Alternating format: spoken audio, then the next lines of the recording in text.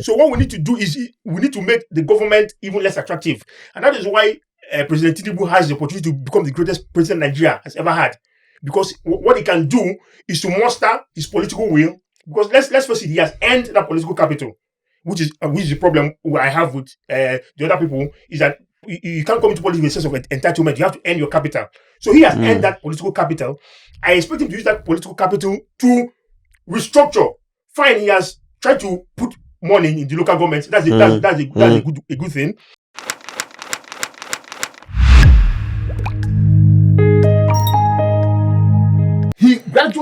He is working towards what you're saying. The point we're trying to make is that because of where we were, the rot was so much that 2 years is not enough for him to have solved all the problems. But you can see him moving Nigeria in the right direction. Instead of us to appreciate that, we are busy singing and following a man who only got advice from a madman. Ladies and gentlemen, boys and girls, welcome to Talk True Podcast, your favorite podcast anywhere you are on the face of the earth. And it's always a delight, a pleasure to bring you every episode. And this episode is very personal, for obvious reasons. If you're a Nigerian anywhere in the world, where regardless of where you are, they say there's no place like home. So this episode is about our home. But hey, as usual, I'm not here alone. I have a full house, men of timber and caliber. And this episode is going to be fire and brimstone. Don't be deceived by their calmness and their coolness. By the time we start spitting venom in this place now, you would realize why it's called Talk True Podcast, where we say it exactly the way it is. And I have our very own CEO of Gospel Nigeria, who has also started another business now, but I have not come to pay homage. Ladies and gentlemen, Oyez in the building. Yes, thank you very much for having me. Are you still in the gospel space? Very much, sure. Are very you much. sure? You can't leave. If you leave the gospel space, that means you're backsliding. You're leaving the faith.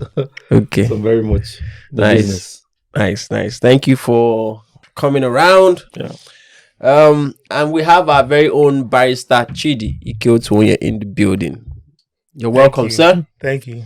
Yes, sir. Thank you. Okay, he's a regular on the show. He needs no introduction, but I will introduce him still. Our very own His Excellency CDO in the building. Peace. Is that your intro? Is that your welcome? Peace. Yes, sir. Let's get to it.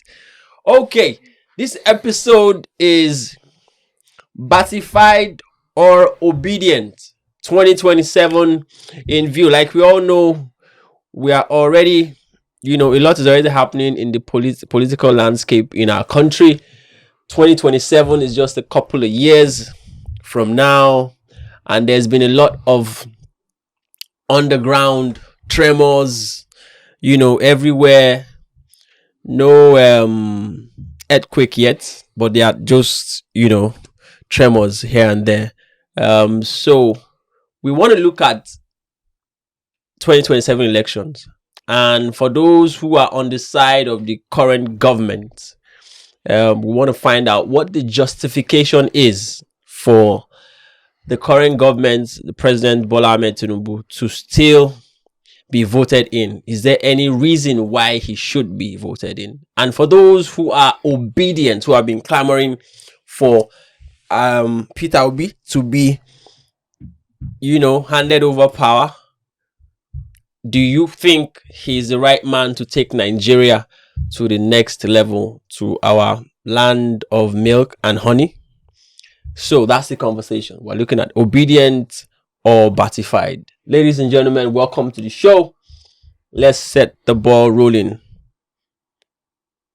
Has this government done enough to be voted back into power in 2027? Oh, yes. I think the question should go to people, supporting. Of course, the government has done enough.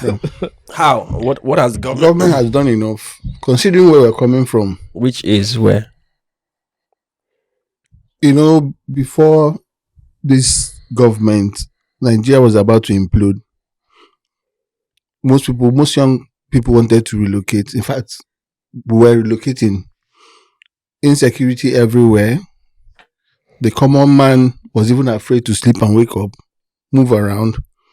And God sent us a Messiah. God sent us a Messiah. Yes. In the person of Asiwaju Bola Tinubu. So, in a nutshell, yes, the government has done well enough by bringing stability. There's reasonable security, and there are policies pointing us to the new Nigeria. But there are still killings in the north every now and then. Is it just the north? Yes. I think I agree with. The only part I agree with is God sent us someone. Was it God that sent us a I man? agree, yes, I agree. I mean, from Christian background, whoever is in power is, God most sent. likely God sent. But it could be punishment. What if it's Pharaoh? Yeah, that's what I'm saying. It could be punishment for I don't know sins that we've committed, but it's actually punishment for us. So you think the present government is punishment Yes. for the sins of Nigeria? It's possible Why do you that say so? we have probably offended a past leader. I think if I would go and mention, I would say Goodluck Jonathan. When he was about to take subsidy away, and there was protests for weeks. Right. They shut down the whole country. And God sent us someone that will take it in one day, just to show us the difference. That And if we nothing had supported a good, leader that was, the economy was growing. Nigeria was among the fastest rising economies at that time, before 2015. And, we didn't value it. You understand? And maybe we did not When you value say it, or we- Jonathan didn't have the balls to remove it. Jonathan didn't have the balls to remove it. Jonathan, he his was economic team he showed was in him the process. every No, but reason. he did remove the subsidy. No, he did not. He He did did not. not. And There was He a announced it. protest. He- He announced there it. was It was- a it was- protest. He there was an announced it, intention, but he and then couldn't he carry it reversed- out. That's what I'm saying, that he didn't have the balls to do so, There was an orchestrated backlash. Yes. which he against was that. Why do you afraid say of. it's orchestrated? Why do you think it Oh was yes, orchestrated? because the major civil societies then, I will start calling names, the major religious leaders, across a particular ethnic divide came out, they occupied the Ojota here. Right, So right, there was right. there was a backlash. Now, of course, that does not take away from giving President Tinubu the credit that he had the gumption to announce the removal of subsidy in such a decisive manner. But was that because one thing the way it about- was done? Was that the best I way think to it- have gone about a that? very abrupt way of, it wasn't the perfect way, because of course in decision making you have to be deliberate. You have to weigh all sides. But in an aspect also, you see, sometimes being decisive is a kudos. Sometimes it's better you do something than do nothing at all. So for a leader, being decisive is a kudos. You might not get it right immediately, but for the fact that you've set the ball rolling, you've moved from point A to B, you haven't gotten to point C. So point C is the perfect place where, okay, you've been able to fine-tune everything and it's working. But point B is that at least the subsidy has been removed.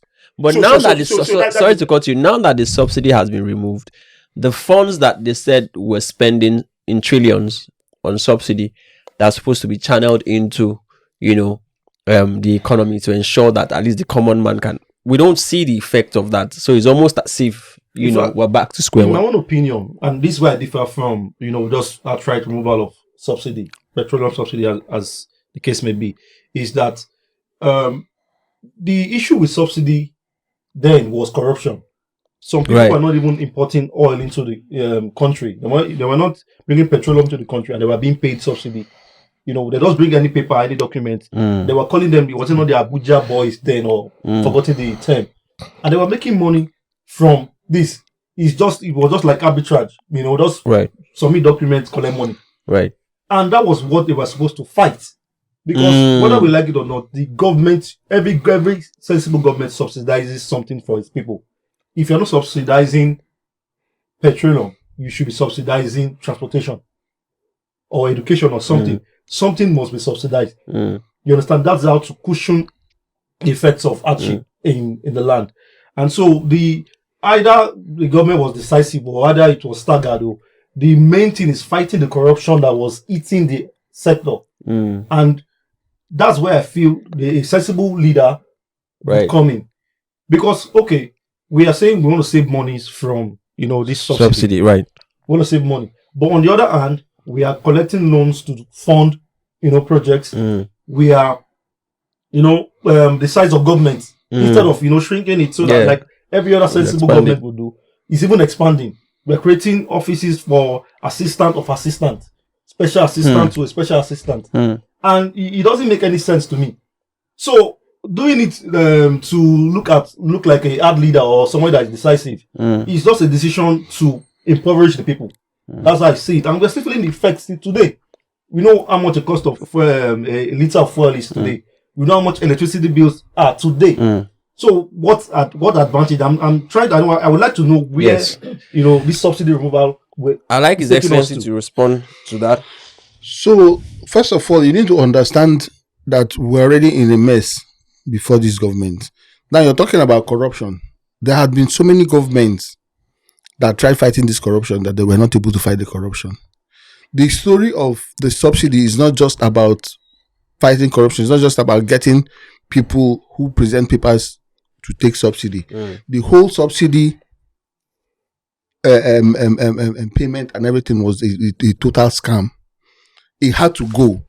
Even before Tinubu came into power, right? Like we said, Jonathan already had announced the removal of subsidy, but he wasn't bold enough to stand by it. And he came back. At the time, he said he was going to provide cushion effect to that. Even during Buhari's time, they also knew that they were supposed to remove subsidy. Now, removing subsidy does not mean once you remove subsidy, the problem is solved. But you start from somewhere. If subsidy wasn't removed, it would have been worse than it is now. So the effect he's talking about, what we're suffering, can it be worse than it is now? People are literally crying. It could have been worse. Let's even track back to your opening question. Right? Has this government done enough? Yes. To merit re-election in 2027? Yes. And for me, I think that's a premature question.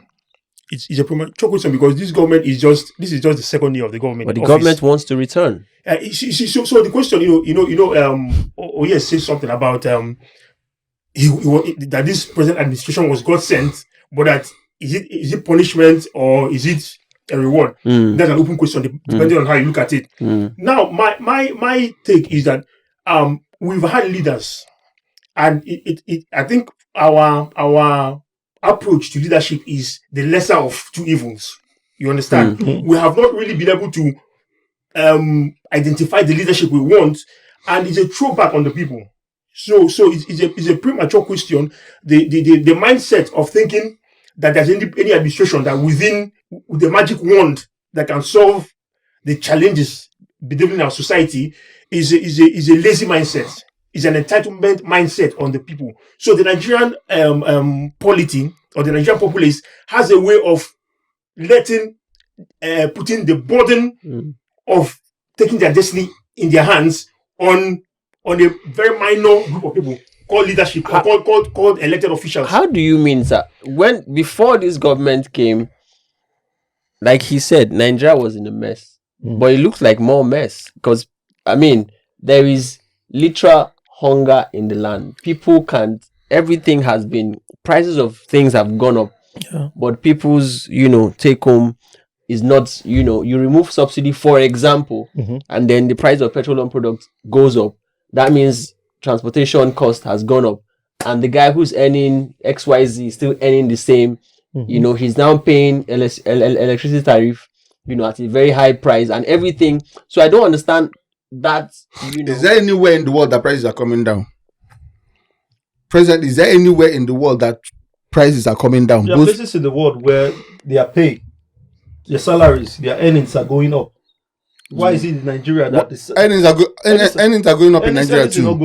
Earnings are going up in Nigeria. When we increased minimum wage from 30,000 to 70,000. You just said when we increased. You just said no. You just said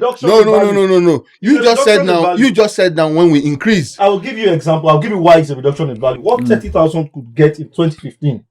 70,000 cannot get it now. It's the same thing everywhere in the world. No, what $100 could get some years ago, $100 cannot get it now, even in America. But at least you know what we do? We just come to Nigeria and we just want magic. You understand? There's absolute hardship everywhere in the world. It is not Nigeria. The prices of everything is going up. Crude oil, everything, everywhere in the world. What this petroleum product you're talking about, the fuel you're talking about, how much is fuel sold in other countries? Nigeria is still one of the cheapest places you can buy fuel.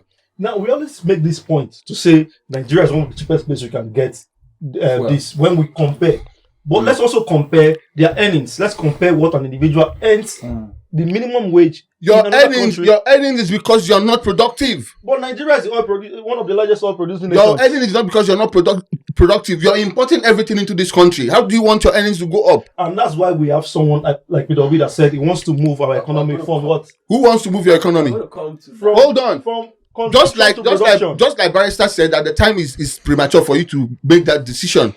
He has just been in office for 2 years for a country that even imports toothpick. Now, so my point, you see, my point is our mindset. You see, we are politicizing governance. You understand what we are depending on campaigns and titles and who is here to solve our systemic problems. So we are focusing on the wrong thing.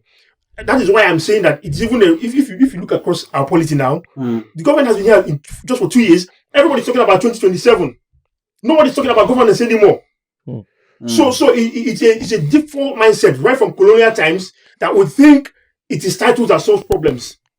That is why you find the average university graduate is an engineer. He has a degree in engineering. He cannot fix his car if it breaks down, because we have a colonial mindset that is enamored with titles, and so everybody's thinking about who is in Aso Rock, who is in government house.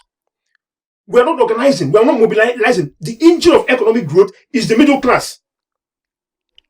But government has to provide an environment that is enabling for nothing that is given. engineering. Nobody gives you anything. Let's take Europe for instance. Europe was a medieval society. It was a feudal society. They had kings. You had in France. You had the Louis dynasty in England. You had the Prince George etc. in England. But the time came when people rose up. The people, the traders, the merchants, because they used to tax them to death. The king used to own everything, almost everything. But the time came when the people became more economically empowered. That was when they began to determine their faith. Yeah. So what we need to, you see, we pay attention to the wrong things. So we need a populace. We need a populace that pays attention to details. You know, for instance, everybody's talking about who's going to be the next president, but how much attention do we pay to details? For instance, we're talking about subsidy, whether there's going to be a subsidy or not. But the devil is in the details. The truth is that it is not really whether there's subsidy or not. The problem is from table A to table B. What happens if you say that you're subsidizing for X naira? Is that X naira going to where it's supposed to go? So my take is, because very soon we're going to begin to polarize and take sides. But my take is that we need to take an inward look at ourselves, how we do things, how we organize. That is the basic. That's where we start from. It really doesn't matter. Listen, our problem is not really going to be solved by one man at the top. Our problem is going to be solved by a system that works. And the responsibility for making a system work depends on how effective is our organization. How do we interrelate? If you look at a microcosm or a smaller picture, look at an estate now. What makes an estate runs is because everybody's invested in the estate. You understand? Everybody pays their dues. Everybody comes for meetings. Everybody knows who the neighbor is. Everybody knows what goes in and what comes out. So for us, we need to pay more attention to governance than politics. That's the point I'm trying to make. That's the premise we may begin to take. That's the approach we should take for us to before we can decide. Okay, how do we move forward? While I agree with that 100%. I mean, politics is different from governance, obviously. But for every system, somebody needs to be the front runner. Somebody engineers the system. If the engineer or the driver of this particular system is faulty, the system is bound to fail. So you're saying this driver of this country very faulty. How is it faulty? Very faulty. How is it faulty? Yes, we'll get there. We need to start. It starts from character. it starts from I was going to say that I was going to make a point about Argentina. The new government of Argentina is just about 2 years as well. Right. Almost the same time that this same government got into power. Yeah. Inflation has dropped in Argentina. It starts from the discipline, frugality. You are spending money on unnecessary things. Private jets, since this government got into power till today, just 2 years. Now the same 2 years we talk now. Now the same 2 years where we say it's too early to condemn them. It's the same 2 years that they have got over 40 billion on just private jets alone. So the size of government, what's the president's son doing in Aso Rock? Where is it supposed to be? Where is he supposed to be? Where is it supposed to be? Was he not working? Was he not doing business? Where is it supposed to be? He was doing business. Was he not doing something? How do you mean? How do you mean doing something? He had a life before. Does he have a political appointment? That's what I'm wondering. Does he have a? Why is he flying the private jet? Why is he everywhere? Why do I know him more than I know the president? Why have I heard his voice more than I've heard the president's voice? That's the issue. Why is he commanding ministers? Why is he talking to ministers? We didn't elect him. We didn't appoint him. So who told you he's commanding minister? So you see what you're doing. What you're doing is that you're just bringing up sentiments. If you have a reason not to support this government, you tell us your reasons. Stop mentioning things that are irrelevant. A man's father lives in the villa. He has the right to live with his father. He has the right and access to the villa because his father is there. But there was an incident where even the president had to caution him and said say not be in council meetings anymore. Yes, but it's not. There was an issue that came up. Is that the president's error? That's not the president's error. He's a citizen. He's a citizen. It's not the president's error. So you cannot. That is not reason for you to. Double-edged sword. Number one, Oyes has a point. Number two, the president has also vindicated himself by making that correction. So you can't really blame him for it. You understand? Talk about the private jet thing. Okay. Yes. And that these are signs. What's wrong with buying a private jet? No, if you come into office and there's no private jet, you will not buy one. But all these things already exist. If you don't have at the expense of how do you mean the president needs to be alive first of all to go to lead the nation?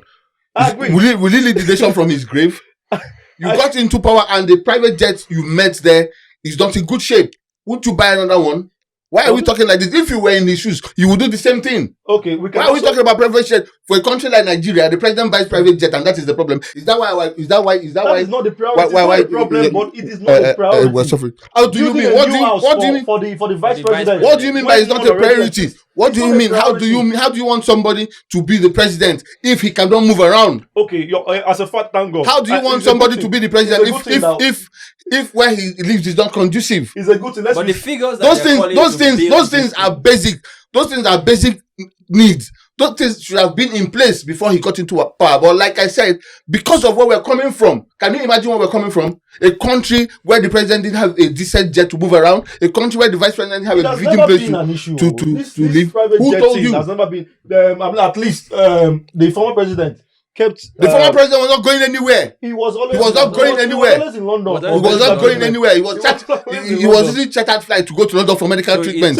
He was not attending any function. Expensive to use chartered flights. He was not attending functions. A father just gets a job. Let's use this and when he wanted to go for medical checkups and medical treatments, he had to go unrecognized. So there was no need for him to buy. In fact, buying a private jet would have exposed him. How about the expensive SUVs they were buying for, ministers and judges? Our ministers not supposed to have cars. Are they not supposed to have decent? Must they drive SUV? What do you want them to drive? B2? So the question is why we say. But the figures of the reverse side of the question is our citizens. We live in a nation that has a quality of oil that is even better than what you have in the Middle East. And if you look at the quality of life they have in the Middle East, our citizens are not also entitled to that quality of life. Right. So it's a counterbalance.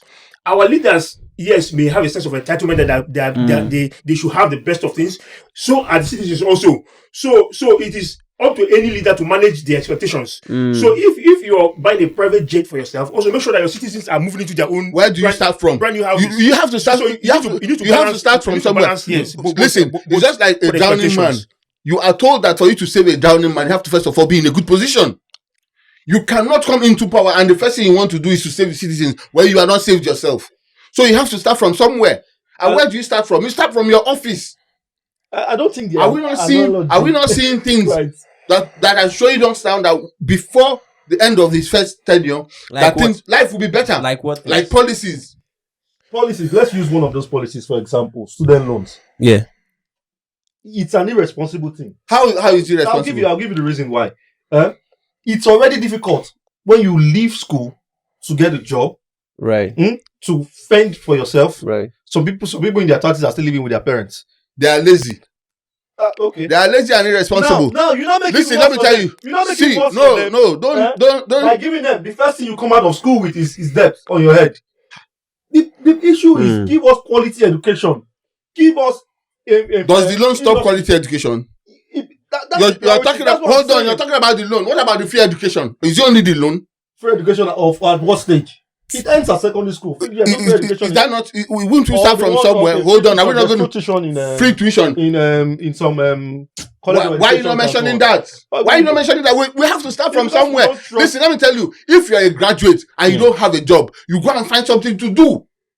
Listen, when people talk about unemployment in Nigeria, ask them, who is unemployed? When you have social media and so many things, people sit at home and make money. Anybody in Nigeria now who claims to be unemployed is lazy. I agreed. See, I'm not. That's not my but point. You cannot because people come out of school and they don't have jobs and decide not to give loans to people who want to go to school. Make education quality and affordable. You start from somewhere. You cannot wake up. You cannot wake up at day one and make education free. I can the first thing I come out of school with. There's something Barrister said. You said you move from point A to point B. The point A is already The bad. problem is that because of what you people, because of your personal agenda, we're moving from point A to point B, but people don't want to recognize it. You people have jumped to go and wait. We are saying that the point A is already bad. How is in Nigeria? Were we not there before? Where you just throw people. Were we not? Were we in a good country before he came into power? There was a time that our economy was getting better. When? Was it not better than? When? Was it not better than? Did you take over from Goodluck Jonathan? We had 8 years after Goodluck Jonathan. We had 8 years. No, he did not. He wasn't the INEC chairman. Was it the INEC chairman? They are members of the same party. He was not the INEC chairman. They are members of the same party. Why didn't your own party win? The same. Why didn't your own party win? Same ruling party. He wanted to contest and he was told he couldn't contest because of the Muslim ticket. And he stepped aside. Why are you not saying that he controlled the party? Why didn't your own party win? PDP was in power. Why didn't PDP win? Return. Because they were not doing well. And we had 8 years after him of non-performance. With all the loans. Has he not cleared most of our loans? So we agree that Buhari was a failure, right? We agree. Am I arguing that? Okay. I am not arguing that. Buhari wasn't a failure. There was non-performance. A failure is when you try and fail. Nothing was done for 8 years. No, nothing was done for 8 years. Go and check the rate of people who left Nigeria during Buhari and the rate of people living in Nigeria now. People are still living. He has dropped drastically. No, go and check the ratio. Or maybe they just made it more difficult. Check the ratio. They did not make it more difficult. Most people are not here by choice. They did not make it more difficult. Most people are not here by choice. There is hope. Some people are living because of. There is hope. No, people are not living a lot more. How? Go and check. Kidnapping check the record. Increased. You have a phone now. Google it and check. Kidnapping hasn't increased. Maybe it's just. Listen, it's just this narrative is what you people have planned to use for 2027, but you have failed. Okay. You know why you have failed? Because we're beginning to see results gradually, and before the Barrister just said that it's premature. I'm yet to see just one. Yes, in as much as it's premature, we're already seeing things. So you see, what Nigerians want to see is to hear that the price of yam has crashed from 2,002 of yam to 14 naira. They want to hear that a bodu of rice is down 10 naira. They want to hear that fuel is down 300 naira. Inflation but you cannot go overnight. You can't. Listen, first of all, it did not go up overnight. No, it didn't. It went up. No, it did not. It took 8 years to get to where it is. It did not go up overnight. Gradually, listen. Let me tell you the first thing. This regime did. First of all, if a train is running and the brake fails, the first thing you do is what? Stop the acceleration. That's the very first thing you do. You cannot abruptly stop the train. You will crash and everybody will die. So the first thing you do is to stop the acceleration. Then the speed will gradually reduce. Our problem is that the acceleration has been stopped. We are gradually grinding to a halt, and Nigerians don't want to see that. But it's what if the train is going in the wrong direction? Like we have currently. Right. Whether For it's example, going in the I'll give you an example.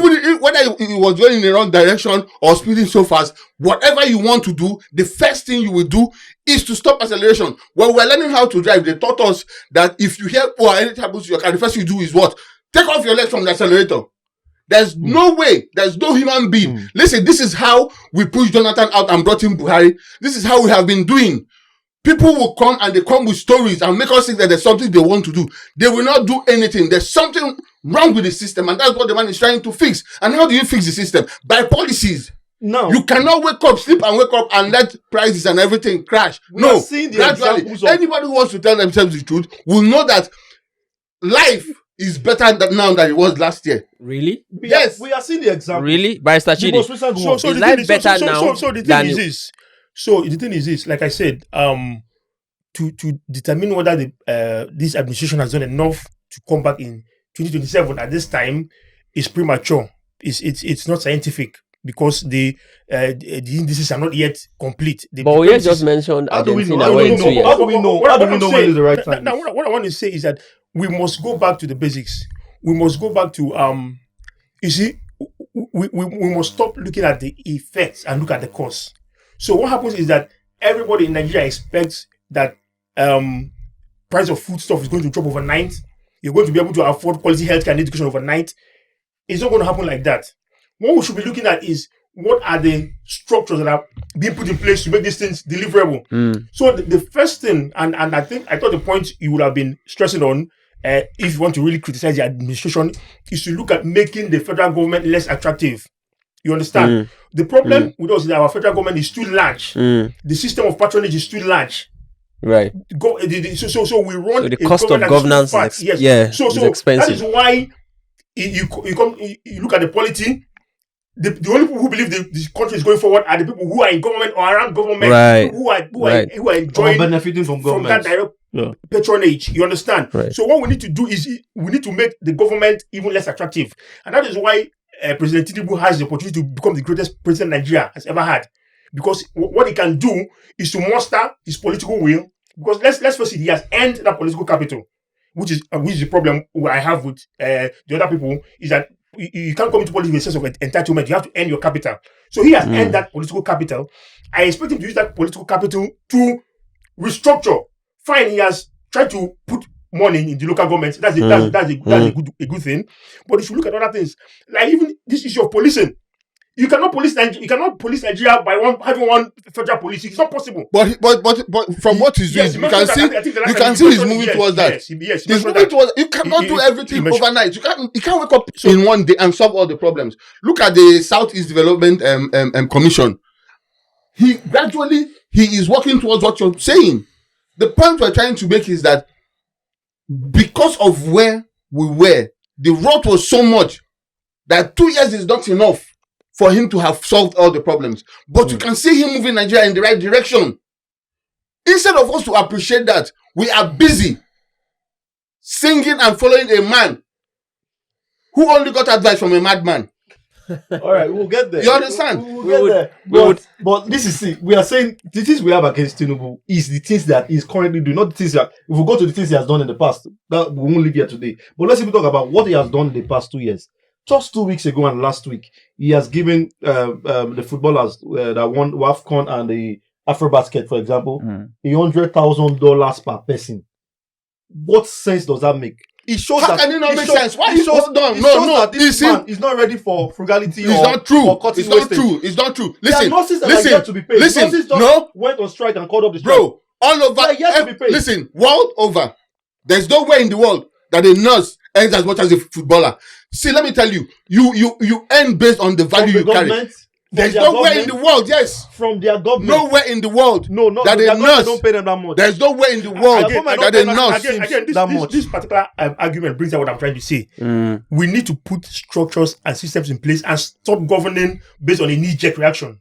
So what we need is what we need is a sports sector, or you understand, that is well empowered by the private sector, that is well structured by the government, where there's enough money that players are paid, so that you don't wait until they win a tournament before you start giving them money. And how do we get there? We need to make it attractive first of all for us to get there. Do you know after what happened 2 weeks ago. Do you know so many women now want their daughters to go and play football? How do we make it attractive? We have to start from somewhere. He has honored them. Now we have seen that female footballers can be honored and can also be wealthy. The next thing is going to happen is that private sector will start investing in football. The problem We're going to start having female football academies in Nigeria. What's the problem? That's how we grow these things. $100,000 per player. Okay, I like. See, the fact that I like some of the points you have said, sir. One of them is this: that let's make it attractive. I don't call him son. You're putting yourself. You're putting yourself in the. Leave it. Okay, you want to use. You want to take him. You want to put him on that. Of course, sure. So what's your? So okay, you said something very remarkable. Let's make it attractive. Yes. Very good. Let's make nursing attractive as well. Let's make education attractive. Right. Pay teachers very well. Pay nurses very well. Pay lecturers. Police, they protest. No. This is first. So you're not aware. You're not aware they hold on. You're not aware they reviewed police salary. To what level? You don't know. You are busy. You are busy.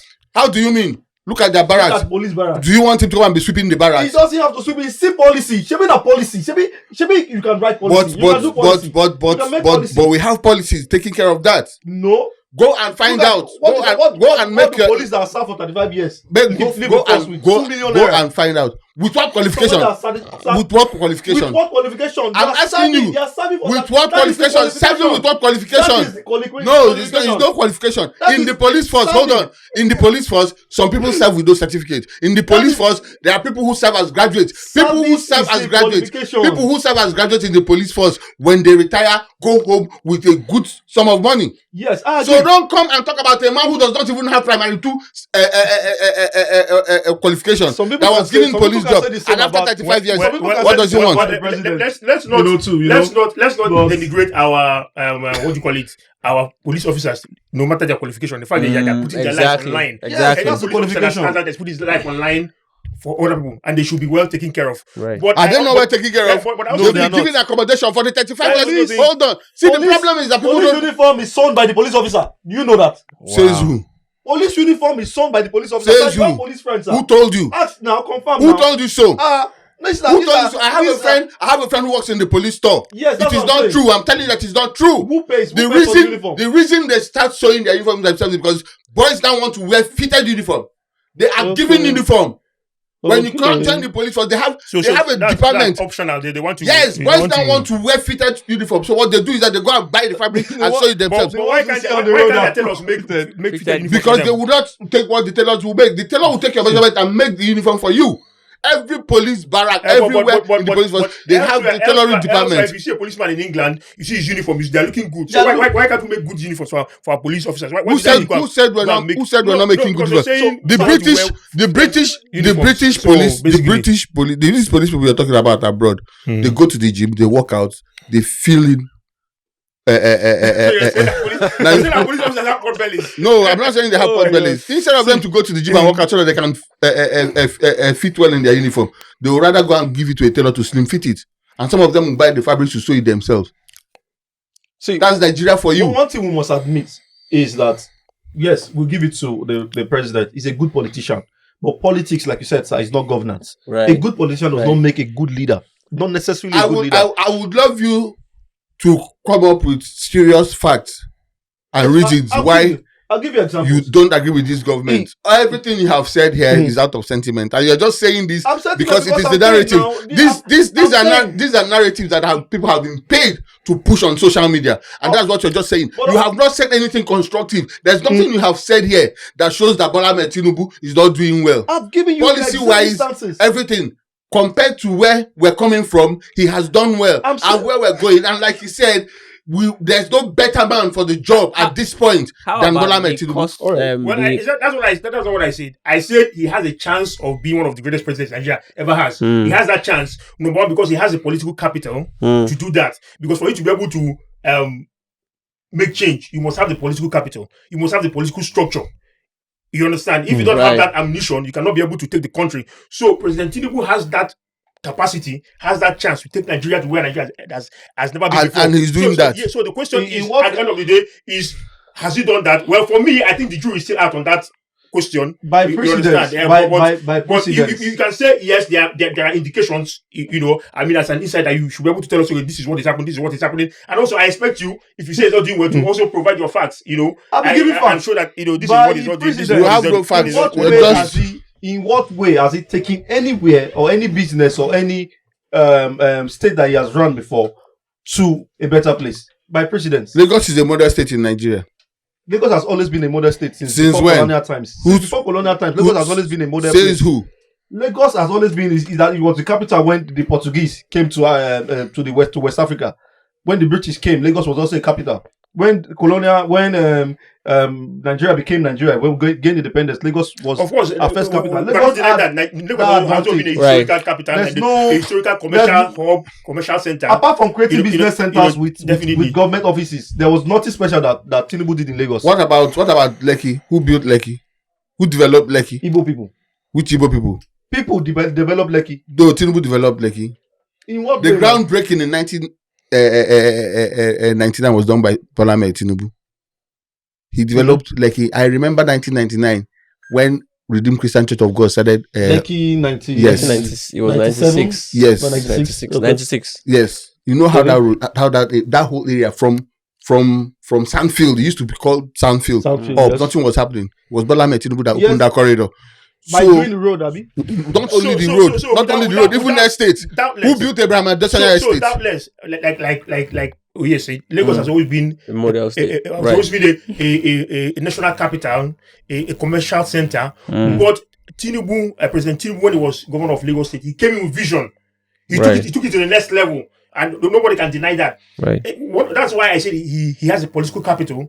He was able to move Lagos from a post-colonial city into a modern digital city in so many ways.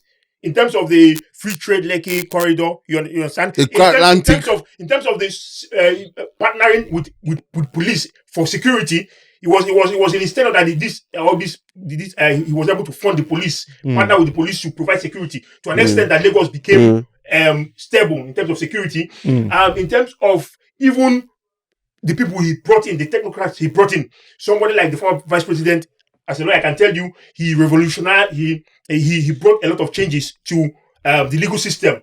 You understand? He took the legal system from a post-colonial system where a lawyer can come to court without any pleading, without any structure, and be arguing cases. The case will go on and on. He was the one that brought the issue of front loading. He modernized the legal system. You understand? Okay. So he brought vision. Now, however, I think that strength can also be a weakness for him because, you see, he was able to micromanage Lagos with his team. Going to the federal level now, you may not be able to micromanage Nigeria the same way you micromanage Lagos. So he will not have. He does not need to depend strictly on loyalists. He needs to open up a little bit more. He needs to bring in. He needs to bring in technocrats from outside of his camp, which is, I think, which is one of the issues that is causing uproar now, because people believe that he just took his Lagos family to Abuja, and everybody's feeling disenfranchised. So I think he needs to open up a little bit more and bring in more technocrats outside of his immediate circle, because Nigeria is a more complex. But in terms of Lagos, I think he did well in Lagos. First of all, it is not as if he moved his inner circle to Abuja. First of all, let us be honest. If you come into governance, the first thing you do is to surround yourself with people you trust. You have to surround yourself with people that if you tell them to move, they move. You have to surround yourself with loyalists. You understand? You mean they're not technocrats? How do you mean if they're not technocrats? Why wouldn't they be technocrats? They're technocrats everywhere. It depends on your circle and the people you want to work with. First and foremost, you need to protect your office. You need to protect your position. You need to protect your party. So it's the common thing. Everybody who gets to power will do the same thing. Then it is when you have done that you now start looking for people from far and wide that you can bring into governance to work with you. You can't just come in and throw everywhere open. You will be sent out of office in 1 month. Nobody will come and open up his office to his enemies. You know how he got into power. He wrestled for the power. Till today, he has oppositions. The North, even the so-called Oyez and his people, they are all up against him. I thought people believed he was voted into power. You said he wrestled for power. How do you mean voted into power? That's his strategy now. Grab it, By force. grab it, steal it, and run So with it. you don't campaign to win election. What do you mean by grab it, win it? That's what he said. Is Those it not- are his own words. Power is not given. Don't He you said campaign power is to not be given. voted? You have to grab it. Don't you campaign to be voted? Of course you do. He campaigned. He fought for it. And he was voted, and he's the president. But people still don't believe he was voted into power. Are they INEC? They had the opportunity to challenge it in court. Why you people? Listen, I always tell people that we should put sentiments aside and face reality. There was an election. 200 million Nigerians had the opportunity to vote. As a member of the legal profession, I believe in the rule of law. You understand, Right. But again, the truth is that elections should not be settled by the courts. Basically, you understand. So the burden is on INEC to run a free and fair election, like the type that was run by Humphrey Nwosu under when Emeka Abile became president. So the burden is on INEC, and that incident of the IREV failure in the last election was a big scandal, or a big slap in the face on the face of INEC. Deliberate, and I hope that in 2027, I hope in 2027 they will do better. It was not. You can see it's a Nigerian factor. Look at what happened with JAM result. Look at what happened with WAEC result. It's the same thing. Would you say that is deliberate? Yeah, because only a region was emphasized with was it JAM? No, yes. Only a particular region. Which region? Why? What about WAEC? It's too much to be What a about coincidence. WAEC? What about WAEC? It's too much to be a coincidence. We are still at the stage of trial and error in this country. We have not gotten at over 60 years. We have not. Well, that's our Nigeria. That's our reality. When you don't have power, these are things that he will put in place. Let's consider that 2023 was a result of first run errors. But in 2027, if it happens again, then INEC, the person at the head of INEC should be tried. I'm sure they're working for it not to happen. So I'm sure they're working for it not to happen. We expect that INEC should give us a free and fair election in 2027 and how do you explain the movement of dollar to naira from 195 as at 2015 to 1,500 as at 2020, 2024, 2025? Answer now. No, the question is actually under this government. Yes, sir. The technicalities of balance of trade and modern finance we actually need an economic expert. So maybe we should have brought an economic expert to be able to define that for us. But one thing is sure is that when free market forces are in operation, is a question of subsidy. I think the naira was being subsidized in a way. It was not allowed to find its free market balance. Exactly. So what the president did was he did two things. The same thing he did with subsidy was he allowed the naira to find its free market balance. But again, in terms of administration, he has been criticized that you should have been able to time it in such a way that the effect on the people will not be so drastic. So that has been the criticism. People will always criticize. You can make changes. You can make changes, but you have to be compassionate. Will always you have to manage criticize the effect of that change. You understand what I'm trying to say? See, it shows the compassion the leader has for his people. He's not the first leader. He's not the first in the whole world that drastic changes have to be done. But there's a way to balance things, and these are coming from his antecedent. We were in this Lagos now. I was born and raised here, and we've seen the rise of LASMA and other agencies. We've seen them. Are they not effective? When you set up are they not effective? Are they not too much? Nigeria is a country that sometimes you need to take drastic measures. The reason some people have failed is because they keep negotiating, consulting, and trying to dialogue on some issues. The man has this gift. He looks at it. If it's not going to work, he stops it. He monetizes it. That's the problem. See, that's where I'm going to. He monetizes every single thing. Traffic control. There are traffic agencies all over the world. In Nigeria, it is monetized. Catch them on How do you mean he monetizes it? The traffic. That is the traffic. Like he said, that's not true. That's not true. He sets that you are bragging about. he in sets Lagos. That's target not for true. them. Listen, let me tell you. Yes. Listen, let me tell you. Internally They are generated there. revenue that They they are are bragging about in there. Lagos. They are from there this. to control traffic. People like you are the ones who go and give them bribe. Their work is not to collect money. Both the briber and the receiver. Their work is not to collect money. Complicit. Their work is to Both- control traffic, both to the make giver and the sure receiver are complicit. that there's free How many flow times of have traffic, they to penalized? make sure that people do what they're supposed to do on the road. See, these are the These legacies same of people, of who are complaining, Well, are the ones that when I'm they not are your- caught, I'm not your lawyer, but you need to refuse. These are that when they are caught, they are the ones that will offer last man men money and come out and say that it has been monetized. Is there any rule? Is there anywhere that is written in since I lived in this Lagos? Last man has never collected 1 naira from me before.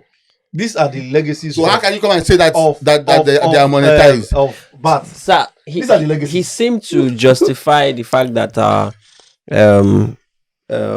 government workers are the elected how do I call them now? Service officers are driving jeeps, and you're asking what should they drive? Is that what's obtainable in other countries? Every country decides what they want to drive. This is where you know that the government means well for the people. I don't have any problem with elected officers driving jeeps that are provided by the government. Though it's sketchy when the federal government, that is the executive arm, is the one providing for legislators. Yeah. It's sketchy because they are independent arms. But let's even concede it. Why are the cars imported vehicles when we have car manufacturers in the east and in the south? Who told you we don't use Nigerian assembled cars? That was not the vehicle. They're imported. Who told you? Vehicles for them? Who purchased for them? The one the president purchased for them after being sworn in. Who purchased for them? No, the one they purchased for themselves. I don't know about the one they purchased for themselves. I'm saying that. So it depends. There are some states use Nigerian vehicles. Yes, I agree.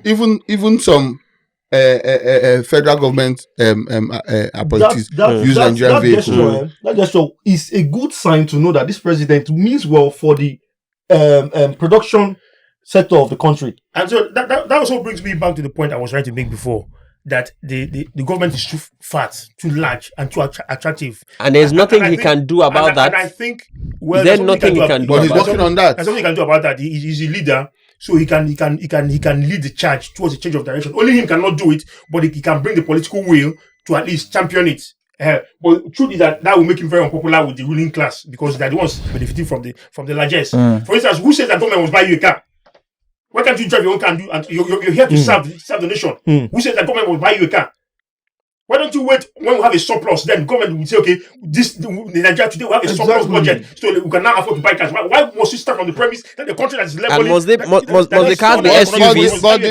Must the cars be SUVs? No, it's not wastage. How is it not wastage? Those offices have vehicles attached to them. We agree. Those officers have vehicles attached to them until Senate reviews it. There's nothing the president can do about that. You know so. This is why we until it's reviewed by the Senate. So I'm not blaming the president for that. I'm not saying that we need to rethink our systems. That's what I'm saying. And of course, the president, even though he cannot be blamed for it, but as a leader, he can lead the charge in the right direction. You understand? That's what leadership is about. Bills have been this present dispensation is where bills has been approved faster. If the president, it's not only bills, everything is faster. Everything is faster with this government. Corruption. Everything is faster with this government. Including corruption. Can you prove that? How do you mean including corruption? Is if the president was to, if he cares about a policy changing, he has always gotten it faster because he has his way around it. I agree, excellent politician, but not a reasonable leader in terms of feeling the compassion and the heat that the people are feeling. What compassion? What compassion and heat are you talking about? Go to farms in Benue, in Kogi, in the north. Why are they not able to go to farms? Insecurity. Can we talk about POP Insecurity. Can we talk about POP now? Yes, we're coming to that. Okay. No. Why can't people go to farms? Is this the president that's stopping them from going to farms? Insecurity. It is not the president. Insecurity is what he met, and he's battling it. He's fighting it. In 2 years, he has not. How long? He's fighting the How long do we insecurity. have to wait for if we say we want to give him time? You do your research and find out why we have the insecurity. Do your research. Exactly. Find out why we have the insecurity. Exactly, So that you know where to point the reason why we have fingers. insecurity Your opposition. So why Your do you, opposition, why do you the people think you work for. They are the ones using insecurity, yes, as a weapon. Oh, I don't understand. How, sir? Go and do your research and find out. I think it's above his pay grade. Go and find out. I don't think you have to attribute that to Their him. opposition is using insecurity But as a tool. But I'll throw that right back at us. You know that when Jonathan was removed, the word on the street, the word on the street is that the insecurity was used to remove Jonathan from government. Right. So But now, maybe if you're pointing fingers, it has you should become- be pointing back at the ruling party.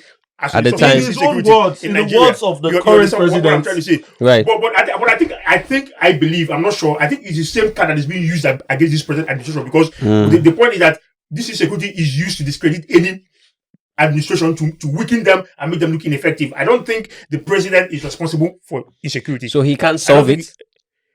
I think he's trying to solve it. I'm not his government. He's solving it. I'm not holding brief for Is it insurmountable? This insecurity He's thing? solving it. In what strides have we made in the He's last solving few years in terms of countering insecurity, in terms of countering insurgency? There's not been any. When was the last time you heard strides. about insurgency? Do you remember It's a daily thing. before this government, it was a daily thing. No, it's no longer a daily thing. In fact, It's also another Still thing is had- news are suppressed. It took Right. a private individual to travel to one of those villages in Benue State to see, to get live videos of villages that are burnt down, homes that are destroyed, farms that are destroyed. It took a private individual to go into those villages to see them because why the news won't report those things. I don't know if there's any ban on news reporting, insecurity, but we must admit that there's a problem and he can't solve it. So why do people think, or why do you think Peter Obi is the man to take Nigeria to the promised land? Very simple. Both men had 8 years to govern, important states in this country. Right. Anambra State is the commercial hub of the southeast, Mm-hmm. and Lagos State commercial hub of Nigeria. Nigeria as a whole. Right. Now we've seen how Obi has managed resources. where? We've seen. Where? Hold we've on. seen- When you say we've seen, where did he manage resources? Yes, I'm going there. Where did he manage resources? I'm In Anambra asking. State. Which Anambra State? This same Anambra. Are you Yes. from Anambra State? I'm not from Anambra State. So I'm how from do a you know about neighboring Anambra state. State? I am. Peter I'm Obi very destroyed familiar. Anambra State. Are you aware he destroyed Anambra In what State? way? How do you What way mean? did he destroy? Continue. When you continue, when Now, you let's finish, start I'll with tell you. education, for example. One of the things that Peter Obi takes as his priority. If you educate a nation, you have helped the next generation. It's as simple as that. Anambra State moved from being 26th in WAEC. The news is out there. The news are out there. The news reports are out there, even though some sites are deleting things that are posted in the past to praise him. Even though they are trying to, erase history. And move them to number 1 to 5, top 5 of WAEC results. And where was in Lagos? 2 to 3 years. Where was Lagos at that point? Lagos was already doing well. What position? Even before. So if Lagos was doing well and Lagos is still doing well, why will you now count Peter Obi's moving Anambra State from 20-something because that is to where that is Lagos? growth. That is actually to growth. where Lagos is? That is actually growth. That is. There's nowhere for Lagos to grow to anymore. Where is Lagos growing to? Where is Lagos growing to? Peter Obi destroyed Anambra State. In case you don't know, let me tell you. Hold on, let me tell you. Do you know till today in Anambra State, if you're not a Roman Catholic, you cannot be given an appointment? Do you know till today in Anambra State, if you're not from CKC, you cannot become governor of Anambra State? We're trying now to see if we can stop that. Now Peter Obi made that a policy. Peter Obi brought that politics? Did Soludo go to CKC? That's a very fair question. If Soludo went to Soludo CKC, went to CKC. no, he did not. So that promise does not hold. Okay, they spoiled that one. But you know this tomorrow. If you're not a Roman Catholic, the politics between the Roman Catholics and Anglican Anambra State that was created by Peter Obi. Now, if that is true about Peter Obi, it is not that it's true. Hold on, I'm coming. Peter Obi ruled Anambra State for how many years? Was it not Peter Obi? Hold on, wait. He ruled Anambra State for how many years? After his tenure, when it was time for him to hand over, he brought a cowboy from America to come and make governor. All the people that worked with him, all the commissioners, all his aides and everything, he did not find one person. He did not train anybody. He did not mentor anybody to make governor. He went to America and brought a man who retired from his bank to come and make the governor so that he will continue controlling Anambra State. And they fell apart. Peter Obi has run for 3 different positions in politics. He's been in 4 parties. How is that a problem? He means he's not reliable. He's not the only one that has done that. Even the current president has the current president has never moved. He has Major and jumping ship are 2 different things. About interest. No, it's not true. It's not true. It shows how irresponsible he is and how unreliable he is. I don't think that's very irresponsible and very unreliable. Listen, Ojukwu set up Abga and handed Abga over to Peter Obi. What Bola Tinubu is enjoying today, Peter Obi had the opportunity to enjoy regional politics in the southeast. That's what makes one man because of his ambition. A better politician. Because of his ambition, he abandoned the party that was handed over to him. That's what makes at the point he was the strongest governor from the southeast of the richest state in the southeast.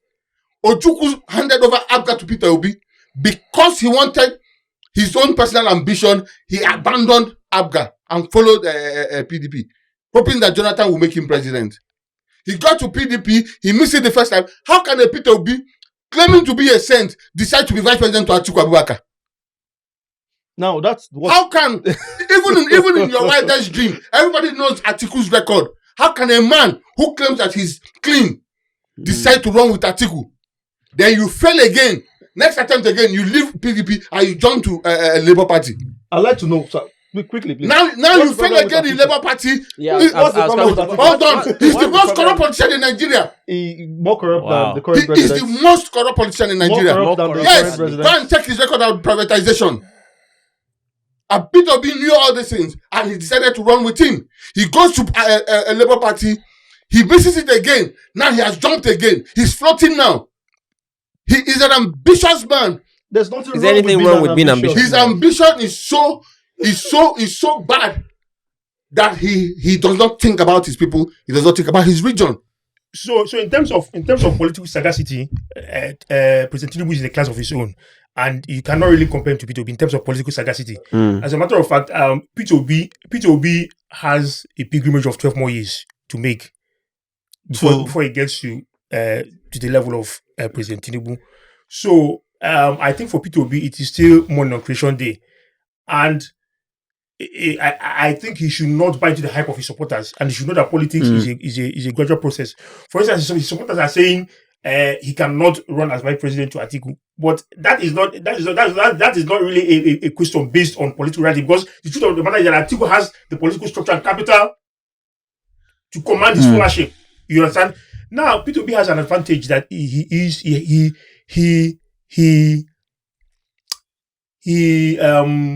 an incarnation of the aspiration of the next generation of Nigerians. In that, so he may not be everything people think he is, but somehow he has been able to mirror those the need for a leadership that is sensitive to the people, the need for a leadership that is not occupied with the trappings of office, the need for a leadership that is able to address issues in an open and logical and intellectual manner. Yeah. So in some ways, he symbolizes what the next generation wants, but he cannot get there without building his political capital, and he cannot get there on the basis of a sense of entitlement. He cannot just think that because I'm Peter Obi, you should come and submit your political structure and capital to me. It doesn't work that way.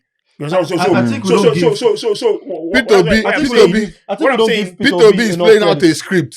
Listen, we don't give him enough credit. Peter Obi is playing out a script for someone that is running under a what is called no structure.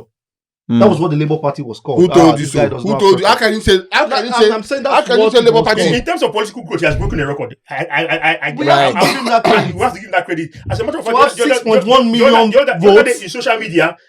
That is subject to verification. I think he said RFI. This is hearsay. I'm not speaking. I'm just saying what's on social media. They said that RFI produced a result sheet to show that Peter Obi won the 2023. That's nonsense. You understand? That's nonsense. Nobody should look at. See, listen. Those people are opposition. We have to give him the credit that he was able to. It was a tsunami. Imagine being able to win monster- Lagos State. Then I'm You understand? wondering, Right. He outperformed even beyond my own expectations. You understand? Because I'm one of the people who felt he had no structure. It is You understand? based on that So same he has- sentiment. he has- I have he has said it. political Nigerians, capital. the same sentiment. I have those shoes Jonathan came with. The same Peter Obi sentiment didn't say Buhari it. came with. What was Peter Obi's tagline? P2B. Yes, he didn't claim to. Nigerians embraced P2B because they wanted something new. They felt this is the Messiah. P2B came out looking like he didn't want anything. P2B came out preaching not having any land. He was able to Not having any house in model Anambra State, which is not true. The right image of a leader, Which is not what true. people want. It's a script. P2B is selling beer. P2B. Okay. How do you mean P2B selling owns beer? brewery. Okay. P2B is He has always said listen. he is a P2B billionaire. Everybody knows he's a billionaire. is that FMCG industrialist. They understand branding. Everybody They knows. understand branding.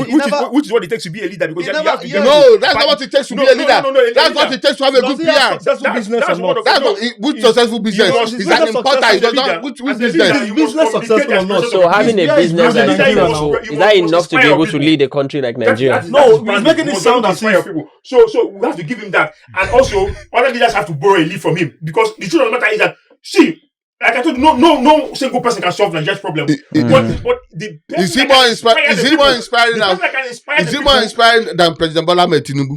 Well, the What- Jews- what- Is Was he more it- inspiring? the Jews- Is the he more Jews- inspiring the than Jews- President the Jews are- President the Ahmed Jews Bola are- Tinubu? Barrister, do you think he stands his chance of taking Nigeria to the promised land if given the? He cannot. He cannot take Nigeria to any promised He has the land. capital. He has the capital to do that. He cannot. see- He does not. There's He has the capacity to do that. parallel between him and Asiwaju, the president of the present president. The present president now on the seat, like I said before, Right. he has the political capital. You understand, to be able to take Nigeria to the greatest place. Also, Peter Obi, if he becomes president, has the popular legitimacy and buy-in from people. He has the moral capital. Peter Obi is somebody that the people believe in. There's some people who are willing to spend their own money to get him there. No other. And when he gets- apart from organic Nnamdi law. When he Azikiwe, gets there, If you apart don't from pay Nnamdi Azikiwe, no Tinubu other boys, they won't politician work. in Nigeria When he can gets demand there- that kind of when he gets there- so he has a when he potential. gets there, he will You abandon them. understand? He has a potential. Why? to When he gets be there, he's able going to abandon them. He has How- shot how that do so you many say that? times. He did that in Anambra State. How did he abandon Anambra? Where are the people that worked with him? Bazile or whatever, That's to show you, and see, the rest of them. What you should be counted Where as an are his voice? advantage. What you should be counted as As an Peter advantage Obi, for Peter Obi. Go and check Peter Obi's record. Go and check the people that were governors when Peter Obi was the governor. Go and look at them, and you see the people that they have groomed. Okay. Peter Obi does not have one politician that he has groomed. See. What Not should be one. counted? What should be counted as an Not even his advantage driver. for Peter Obi is what you're using as a case disadvantage. against him. What is an advantage? It is not an Is that advantage for a politician not to as mentor a anybody. governor, do I have to carry people along with me? Yes. Do I have to? As a politician, do I have That's to why you're a do I have leader. to be a godfather? listen, Is that as not a why you're a politician, you must mentor people. Do I have to be a godfather? You must to mentor people as a politician, So as a leader. So there are two aspects of this argument. Winston Churchill was a great wartime prime minister, but after the war, after the Second World War, they kicked him out because he was not a good administrator. You understand? So to be a leader, you need to have political capital, buy-in. You also need to have administrative acumen. Now, Peter Obi is a super administrator from his records, because he's able to manage waste. He's able to cut. He's able to cut off wastage, and he's able to apply resources. He has probity, which Nigeria needs seriously. Come on, we have one of the So best. the current government doesn't have probity. Is that what you're Yeah. trying to say? I didn't say that. The I chief didn't of say that. It's not true. I didn't say Okay, that. you're saying it's not telling true. you. He said that they are chief of wastage. They are not. It's not true. Current president, It current is not true. administration is specialist It in is not wastage, true. specialist in jollof rice. But if not Peter Obi true. comes into power, how do you think he's going to be able to curb this wastage you're talking about? he has done it before, and when it comes into Did it power, well now? Before he has Where talked did about he it do many it? times. I'm listening. yes, the first thing is when he gets into power, all this unnecessary office of the first lady, now Mama be this. Why are you forcing murder on us? There's no recognized office in the constitution for a first lady. That's another way to create wastage. Who told you there's no office of a first lady? In the constitution, there's nothing like office of the first lady.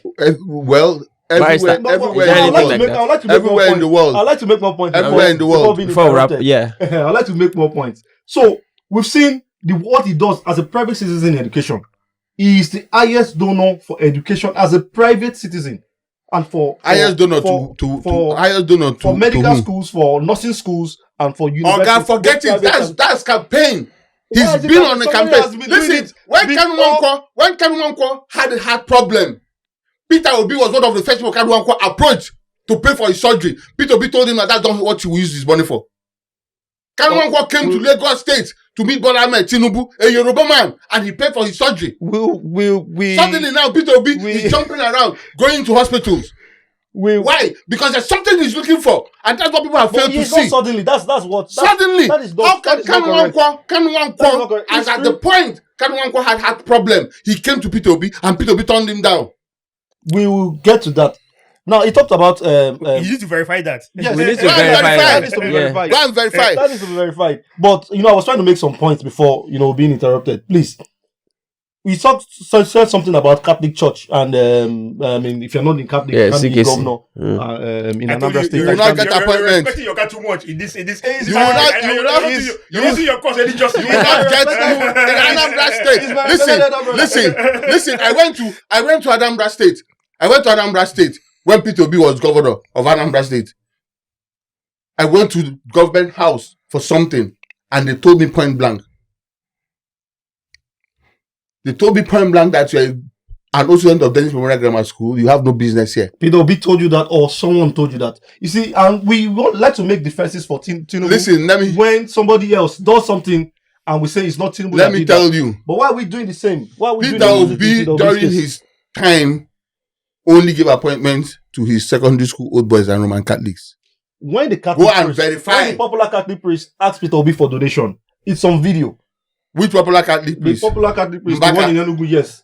Asked Peter Obi for donation. If Peter Obi was a Catholic fanatic that would just throw money at anything Catholic, he told he would Mbaka, have done that. listen, let me tell you, Peter Obi, as at the time he was having that thing with Mbaka was already supporting Buhari. Mbaka was already supporting Bola Tinubu. Mbaka had said already that Bola Tinubu was going to be the next governor.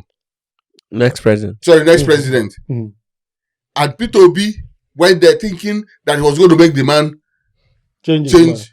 So the man wanted the man now told him to sow a seed. What about I know they give shishi? Was it also because he wanted people to make him to He has shown that I know they give shishi. He has shown that he doesn't have money. You understand? Yes, he has been able to the same thing Buhari, that was the same that worked for Buhari.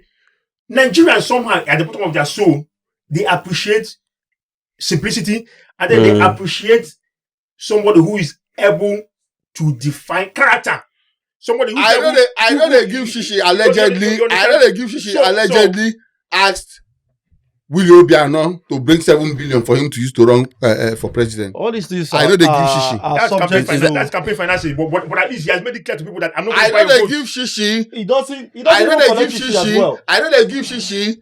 Wanted to make the PDP candidate governor in Anambra State so that he will allegedly finance his presidential ambition. Allegedly. I like the way you. I know they give shishi. But we're speaking about facts. We're talking about facts here. Peter Obi is still one of the only ex-governors that doesn't collect a penny from the state. Why would he collect a penny from the state when he has used his state money to buy? I think he's the only governor that left a budget surplus. He's the only governor. But William Obiano said he did not leave any money. No, William Obiano. He has been trashed. He has proved it. He has even provided the account. William Obiano said that the money they left in the account, that they had contractors that they were owing money to the tune of that amount. The company that Peter Obi invested in, Sab Miller in Anambra State, it's the highest indigenous earning state. Who is the highest shareholder in Sabina? It doesn't matter if Peter. Who is the highest shareholder in Sabina?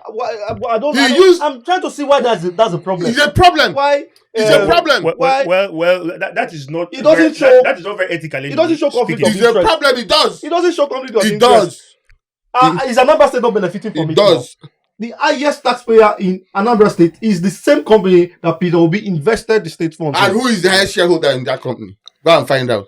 No, we know, it's public knowledge that Peter Obi's family. So what are you saying? So he took Anambra's money to go and build his family business, and you're coming here to come and say this. It's not his family's business. No, it's my business that anybody can have. It's his family business. It's a publicly listed business. But his family has the largest shares in the business. So where would you rather invest the money? He's also the first governor. Ladies and gentlemen, that this supported innocent. argument, this conversation is getting very heated, and I think we need to have a part 2 Yes, we should. because if you leave us here, we'll keep going on and Yes, on. if you have a party, But- the Oyes needs to come back swinging Yes. more free. Then he has nothing to say. Absolutely.